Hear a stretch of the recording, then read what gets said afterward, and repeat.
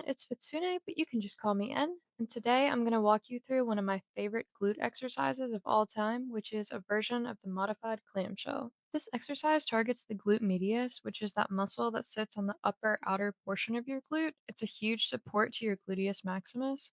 The glute max is the volume of your glute, and the glute medius is that little upper shelf that's so sought after.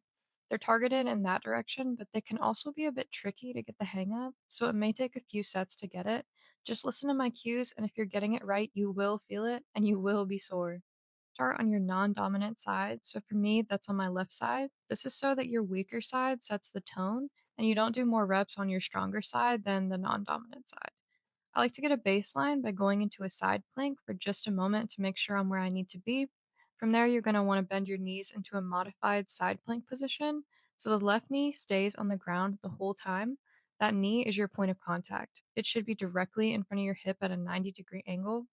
I start by bending just at the knee. Push from your left elbow into your left knee. Lift your hips away from the floor, extend them, so push them forward a little bit, and lift your right leg off of your left one.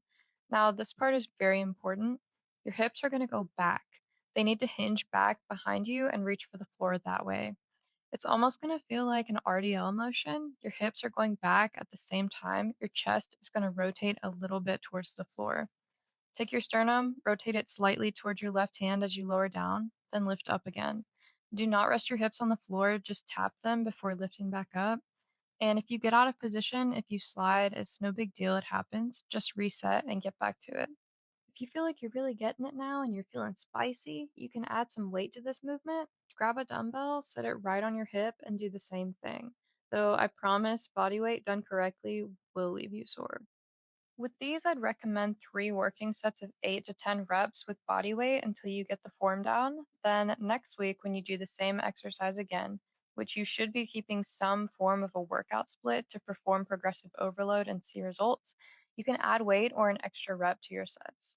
If for whatever reason this exercise just does not click with you, you can do a seated abduction in its place. However, I'll always encourage you to keep trying with the exercises that you tend to struggle with, the reason being that growth comes from stepping outside of your comfort zone.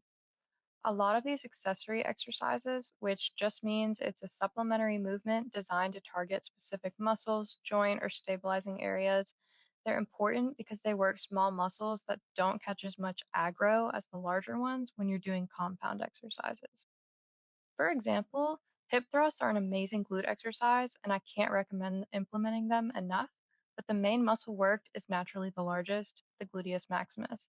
So, in essence, these accessory exercises, such as the clamshell, are going to help you get a bit of extra volume in on the muscles that maybe wouldn't get as much love otherwise.